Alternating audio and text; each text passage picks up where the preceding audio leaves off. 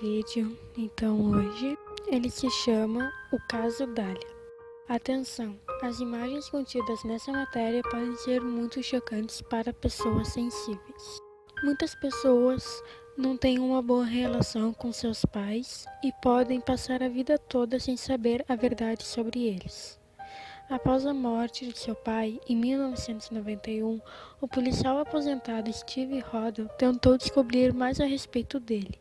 George Hodel era um jovem talentoso, que com apenas 9 anos já era considerado um prodígio no piano, e tendo QI um ponto acima de Albert Einstein, um gênio. Tanto que aos 14 anos seria aceito em uma faculdade. Mas a genialidade pode cobrar um preço. Sem conseguir se enturmar ou agir bem socialmente, o jovem acabou tornando-se retraído e entregando-se às drogas. Com 19 anos, George mentiu sua idade para poder se tornar um repórter policial. Em seu trabalho, escreveu os relatos mais apavorantes sobre as cenas de crimes ocorridos nos becos das cidades. A violência era sua maior inspiração. A maior lembrança que Steve tinha de seu pai era de alguém rígido, que não demonstrava muitas emoções, mas ao mesmo tempo sabia ter o carisma e o charme necessário para inspirar admiração. Em uma busca por sua casa, o ex-policial encontrou uma fotografia tirada por seu pai. Nela, uma mulher parece posando nua. Analisando o registro, Steve reconheceu o rosto na foto e lembrou-se imediatamente de Elizabeth Short, uma jovem que havia sido assassinada há mais de 40 anos. A realidade é que Steve ainda era uma criança quando o crime aconteceu, mas sua relevância fez com que aquele fosse um dos casos não solucionados mais famosos dos Estados Unidos. Los Angeles, 15 de janeiro de 1947. O corpo de uma mulher é encontrado em um terreno baldio na Avenida North. A cena é chocante. O cadáver está cortado perfeitamente ao meio. Seu rosto tem um corte de uma orelha à outra, formando um sorriso macabro. O sangue havia sido drenado e o corpo estava cuidadosamente ajeitado. A parte superior do tronco estava a 15 centímetros de distância das pernas. Os braços estavam erguidos em cima da cabeça, dobrando em um ângulo de 90 graus. Ela foi colocada a poucas distâncias da calçada, para que seu corpo fosse visto. A autópsia revelou um trabalho cuidadoso e profissional.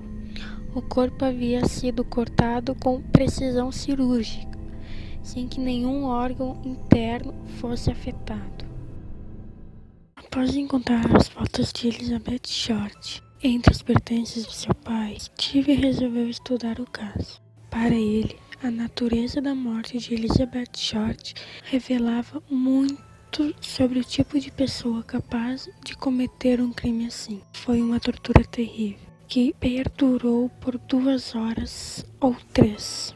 Já havia sido constatado que o assassino era um excelente cirurgião e, analisando os registros de seu pai na faculdade, Steve descobriu que George tinha um currículo mais de 7.000 horas de cirurgia, tornando-o um cirurgião altamente qualificado. Steve acreditava que George e Elizabeth tiveram um caso amoroso. Todas essas revelações mudariam para sempre a visão que ele tinha de seu pai. Entretanto, ainda faltava a peça final. A paixão de George pela arte surrealista foi o que convenceu Steve de que seu pai era o autor do crime. O fotógrafo e pintor surrealista Man Ray e George tornaram-se amigos.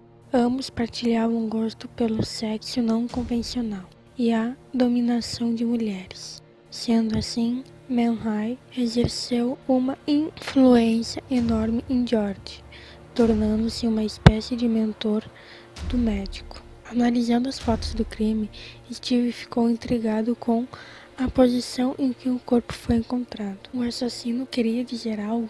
As fotografias de Man Ray exibiam imagens de decapitação e corpos segmentados. Seu trabalho mais famoso, o Minotauro, mostra o tronco de uma mulher com os braços para cima, representando os chifres de um touro.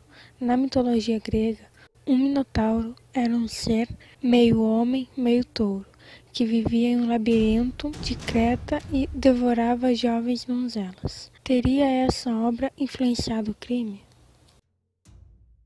Steve estudou o ocorrido e as novas pistas por 7 anos antes de apresentá-las às autoridades. Com o caso encerrado há muito tempo e o suspeito já morto, a promotoria resolveu não reabrir. Depois de uma denúncia, Steve revela que os relatórios foram retirados do Departamento da Polícia de Los Angeles e desapareceram. Além de todas as transições de depoimentos e informações sobre George Hodel terem sumidos, nada restou também das provas materiais. A polícia de Los Angeles não soube dar explicações e se limitou a responder que essas coisas acontecem.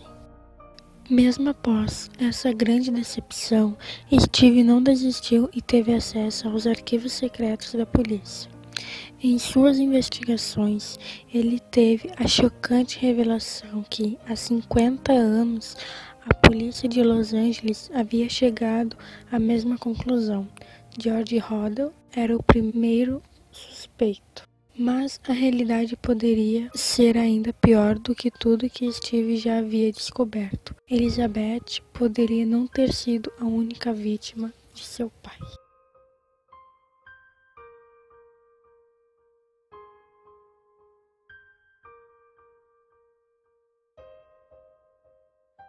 Então, pessoal, essa foi a historinha de hoje. E se vocês gostaram, dá um likezinho aí e ajudem a gente a divulgar o canal. É algo simples, mas a gente vai contar várias histórias aqui. E se alguém quiser, siga a gente no Twitter, que lá eu vou postar quando tiver vídeo novo pra quem se interessar também. Então tá? Até mais, galera.